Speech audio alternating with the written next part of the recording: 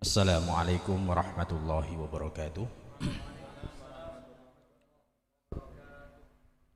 Ngantuk sepertinya ini.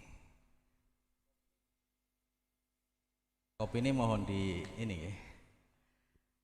Bismillah walhamdulillah wassalatu wassalamu ala rasulillah wa ala alihi wa ashabihi wa walah. Hadratil muhtaram al-mukarram al-ustad. Fihina al-ustad namanya. Al-ustad. Oh, idan al-ustad fihina bimakna al-profesor. Al-ustadil a'dham. Soalnya ustad kalau di Jakarta itu pasaran.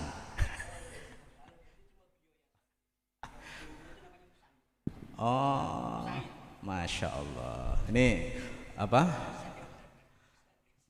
Memang setiap daerah itu ada mustolah tersendiri. Ya. Jadi kalau al-ustad, al-habib, al-kiai, ya, nah, udah al-habib, al-kiai, Habib Hasan bin Akil Ba'abud. Nah, ya, alhamdulillah beliau itu sangat apa ya, inspirasi bagi saya karena lucu tapi serius dan berisi. Al-Muhtaram Kiai Nasiruddin dan para pengurus ya, Pak moderator mohon maaf takut kelupaan saya dan kawan-kawan semua, saya panggil kawan ya, karena saya juga masih muda. Saya sama dengan kalian umurnya ya, mungkin kan ya jauh-jauh ya, paling selisih 5-10 tahun lah, jadi nggak jauh beda. Kalau sama beliau itu kalau anak bisa dipanggil anak karena memang selisih kita sampai 20 tahun ya. Jadi kita sama-sama masih muda. Kalau saya biasanya panggil mahasantri Mahatali Jakarta itu ya kawan, teman-teman mahasantri. Oke ya, alhamdulillah saya sampai sini, masya Allah ya. Fil jibalil a'la pondoknya ini. Jadi gunung tertinggi di mana? Purworejo. Ada yang tersesat? Banyak. Ya. Masya Allah. Ya dimaklumi ya. Memang rata-rata pesantren itu ya memang di daerah-daerah pelosok. Nah, salah satunya fungsi pesantren pengembangan masyarakat. Makanya bil barokati pesantren rata-rata masyarakat terkenal dimanapun itu, termasuk mohon maaf Tebu Ireng. Nek menurut cerita itu daerah-daerah pelosok dan memang daerah yang banyak dilakukan kemaksiatan di situ. Berkah Mbah Yai Hasyim Asy'ari masyhur. Kenapa saya mau ngomong seperti ini? Karena ciri khas kalian mahasantri yang sangat berbeda dengan yang lain itu cuma satu sebenarnya: membumi.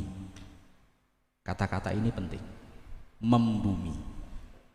Jika ono kok mahasantri melangit ya, sekarang itu mohon maaf ini live ya, wah saya nggak bisa nyebut ini ya, di alam sana ya ada mahasiswa-mahasiswa yang sekarang hanya melangit, konseptualnya tinggi sekali tapi implementasinya nol,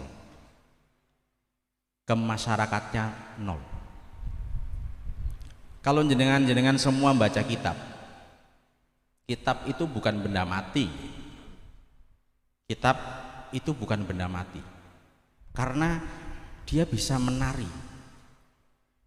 Coba kamu baca, mesti ada istilah-istilah gila atau wa'ingkila. Itu istilah yang sangat mencolok sekali di kitab. Kenapa sampai ada istilah itu? Berarti ulama dulu itu sangat konseptual. Monggo Kiai, teng mriki mawon, monggo. Ini selamat datang nih Kiai, waduh, Ad-Doktor Kiai Haji Muhyiddin Khotib MA, termasuk min ulama'il kibar al-Indonesi, karena beliau termasuk penerus Wali Songo ya, 9 majelis masyayikh, beliau sekretarisnya Lagi ya. Jadi ibaratnya Wali Songo ini sekarang new reborn ya. New reborn Wali Songo. Ya alhamdulillah beliau bisa hadir nanti. Jadi saya nggak usah panjang-panjang ini. Waduh, masya Allah. Oke, saya ulang ya. Intinya tadi bahwa kalian jangan sampai terlalu melangit sehingga tidak membumi. Ini ciri khas. Maka program-program yang ada itu harus membumi. Tentunya kalau dulu zaman saya itu kan yang namanya mahasiswa, saya juga pernah kuliah di Jogja ya. Sebenarnya itu istilahnya agent of change. Kalau kita bahasa dulu di pergerakan, saya dulu PMI ya, HMI ya, IMM ya. Tapi saya terusnya di PMI. Lanjutnya. Insya Allah asli Bilsot ya, asli NU.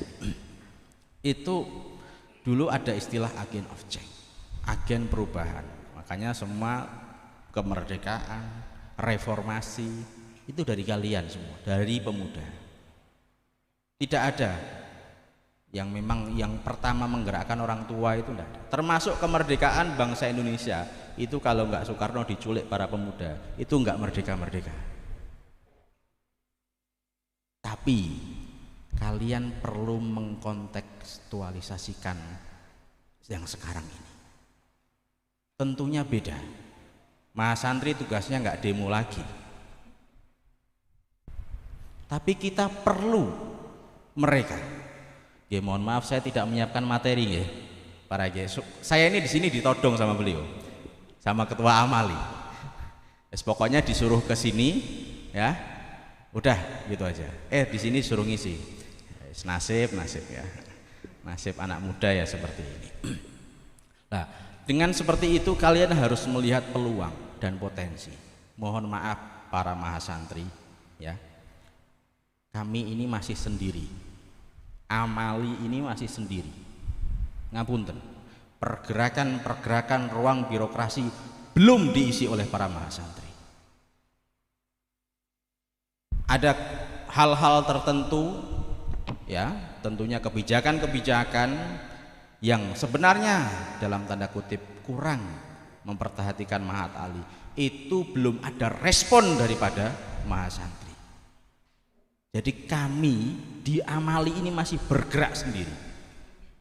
Padahal kalau kalian mau bergerak bersama-sama, coba ini ada 73 Mahat Ali ya, 73 Mahat Ali artinya itu mungkin bisa 10.000 ya santri, mahasantri. Itu bukan jumlah yang sedikit, masa yang sangat banyak sekali. Artinya mohon ini mahasantri harus benar-benar melihat peluang yang sekarang. Kasus beberapa hal ya, termasuk masalah gelar, termasuk masalah undang-undang pesantren dari tahun 2015 lah sampai 2019 saya belum pernah melihat celetukan keputusan daripada Dema. Padahal kita sangat butuhkan itu. Yang diperjuangkan adalah kalian, tetapi kalian tidak pernah ikut bersuara. Mohon maaf ini, saya langsung tegesin seperti ini ya. Masih muda katanya, idealis. Ya, kalau beliau soal tataran teori, saya teknis saja. Ya, ini penting. Ini penting. Kalau keputusan-keputusan birokrasi itu tidak dikawal oleh para mahasantri, nantinya akan repot. Bagaimana kalau mahasantri termarginalkan? Kayak soal ini yang lanjut S2 itu, ada beberapa mahasantri yang nggak bisa lanjut S2. Kalian harus ikut bersuara. Jangan hanya menunggu, wah ini gimana ya, saya nggak bisa terdata ini. Bersuara, kumpulkan tanda tangan 13.000 orang itu. Nih Pak Menteri, loh, saya sudah ini ya, kalian itu Dema Asosiasi Mahat Ali di seluruh Indonesia, konteksnya nasional, membawai pesantren-pesantren besar yang minimal 1000 orang. Jangan apa ya, tawadhu ya. Jangan ya tawadhu kalau sama sepuh tetap harus, tetapi pergerakan-pergerakan itu penting dari kalian. Saya soalnya ya gini, apalagi masih pandemi seperti ini yang nggak bisa kumpul-kumpul, masih bisa kok sebenarnya melalui fasilitas-fasilitas yang ada. Teruslah bergerak.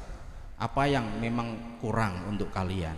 Loh banyak loh fasilitas-fasilitas negara yang kurang untuk kalian.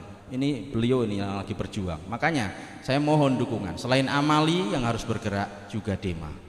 Majelis Masyayikh ini perlu dukungan. Beliau adalah representasi Mahat Ali di Majelis Masyayikh. Kalau enggak kita dukung secara serius, tentunya juga akan mental. Tidak hanya soal doa, ya. Tidak hanya soal doa. Soalnya yang berani lantang itu kan kalian. Ngapunten kalau saya di grup mungkin lantang-lantang karena saya masih muda sendiri. Saya itu paling muda. Ya katakanlah mudir paling muda se-Indonesia. Nggak ada yang. Makanya saya kalau di grup kenceng. Sampai kadang goblok-gobloknya biasa. Ya, kayak gitu. Itu perlu sekali. Ya, langkah-langkah strategis dari kalian untuk mengawal birokrasi-birokrasi. Itu yang pertama. Saya cuma nyatat beberapa poin. Yang kedua, ya, organisasi itu tidak harus semua bergerak, tapi harus bergerak. Khususnya ketua yang terpilih nanti ya, atau sudah terpilih? Sampun. Dari mana ketuanya? Tebu Ireng gitu. Udah, mana orangnya? Mana orangnya? Kumul. Coba berdiri, Mas. Coba berdiri. Mana coba berdiri? Ketuanya yang terpilih mana?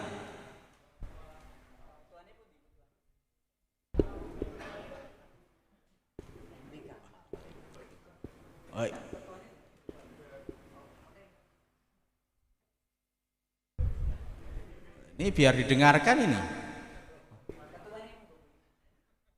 Duduk paling depan ketua itu.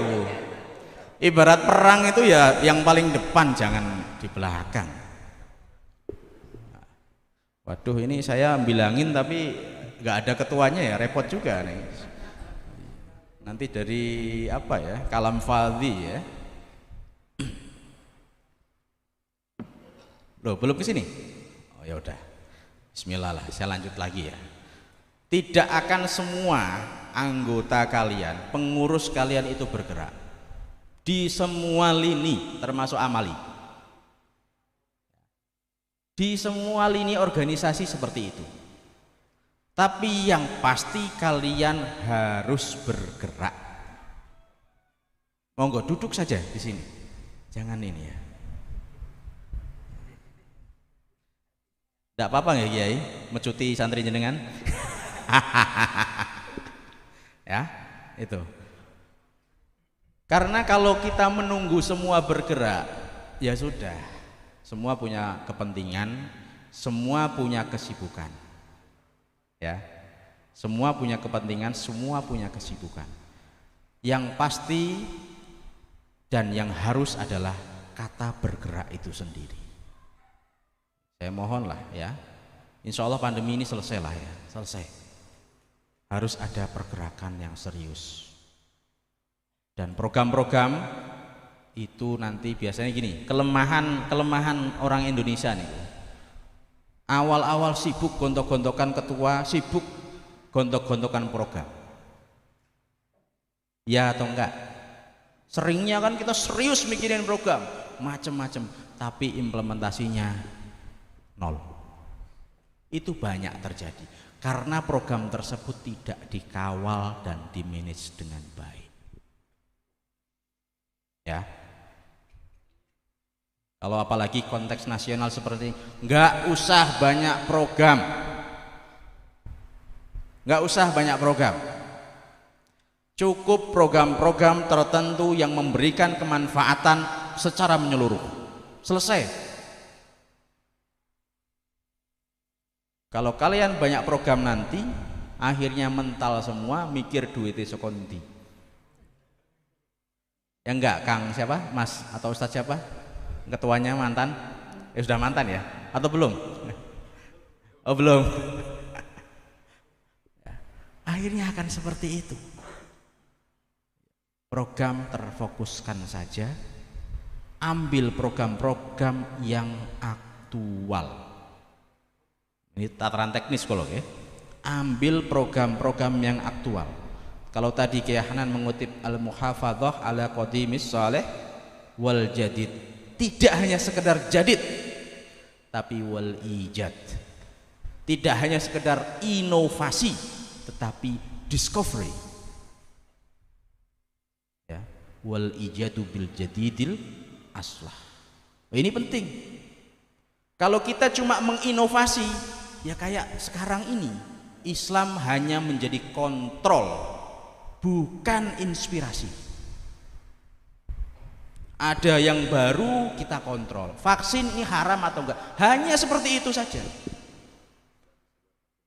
Tidak bisa buat vaksin sendiri karena Islam hanya sebagai kontrol, menginovasi saja. Tapi kalau kita bisa buat mendiscovery, tentunya akan berbeda. Ya, jangan jadikan Islam sebagai pisau hukum sajalah, bahasanya seperti itu. Nah, ini penting, ya. Wal ijadu ini penting. Kalau kita umat Islam sekarang sebagai penikmat media, contohnya ini ya, kita harus bisa menyediakan sarana-sarana media. Kita kan biasanya di Facebook itu kan hanya sekedar baca tulisan. Ya, kalau bisa bikin tulisan. Kalau kita di YouTube kita hanya sekedar mendengarkan, melihat, bikin itu, sehingga merekalah sebagai konsumen dan kita adalah produsen. Saya tidak kebayang 10 tahun yang akan ke depan ini bagaimana masifnya digitalisasi. Saya tidak kebayang betul. Kalau para santri ini, mahasantri ini tidak melakukan perubahan yang serius di dalam digitalisasi media, ini saya akan sangat tergopoh-gopoh. Santri dulu cirinya itu survive. Ya. Kenapa dulu kiai ya yang santrinya ini kok biasanya kalau kiai-kiai dulu tuh melihat ini kok kayaknya dia pinter dagang, ya disuruh ngopeni koperasi. Yang ini kok pinter bertani, ya contohnya Mbah Khalil Bangkalan itu punya santri Mbah Hasim, ya, wah ini pinter ini, diajari. Punya santri Kiai As'ad, dia pinter juga, cuma bidangnya ini lain. Ngopeni para preman itu pinter sekali. Akhirnya disuruh masalah kejadukan juga ya. Itu seperti itu polanya. Lah sekarang juga sama harusnya. Tidak semua santri ini harus melakukan A, harus jadi guru, harus jadi kiai. Jangan seperti itu. Ini saya kira penting sekali bagaimana kita melihat. Jadi aku sering kata seperti ini. Iqra di dalam Al-Quran itu maknanya bukan membaca saja, bukan membaca buku, tetapi membaca situasi dan kondisi. Kalau saya di pramuka dulu diajarin untuk survive, ya, di Al-Quran sama Rasulullah diajarin untuk Iqra. Kalau santri kok hanya baca kitab, mas santri kok hanya baca kitab tanpa mengkontekstualisasikan kitab, ya niscaya akan tergopoh-gopoh oleh masa sekarang. itu ya. Saya lupa ini. Terus yang ketiga ya, saya pesan ini, zaman bukan saatnya untuk berkompetisi. Ini yang sering terlupakan. Zaman ini bukan saatnya untuk berkompetisi, tapi saatnya untuk saling berkolaborasi. Kalau pikiran kalian hanya berkompetisi, Mahatali A ini kompetisi dengan Mahatali B, itu tidak akan jalan. Semua di dunia ini sekarang modelnya adalah berkolaborasi. Makanya ya, kita kalah, Indonesia ini bisa dijajah karena kolaborasi VOC. VOC itu kan dagang sebenarnya, tapi mereka mengumpulkan beratus-ratus pedagang sehingga jadi besar, sehingga bisa mengalahkan negara Indonesia, warga negara Indonesia. Nah, ini saatnya seperti itu. Tidak mungkin semua dikerjakan satu orang, saling saja. Makanya ini penting ya, kalau kalian mungkin jumlahnya masih segini pengurusnya, tunggulah 10 tahun yang akan datang. Bagaimana itu kalau dikolaborasikan. Saya sering bilang ke santri-santri juga yang di sana ya, mahasantri ini, saya semoga juga bisa. Kalau bisa kalian secara struktural dan masif ya, selalu gontel itu, mengajak kawan-kawan kalian. Mohon maaf, orang-orang sebelah itu, kalau ada yang jabat A, itu semua kawan-kawannya diajak. Paham maksudnya? Harus seperti itu. Tentunya yang profesional ya. Itu penting.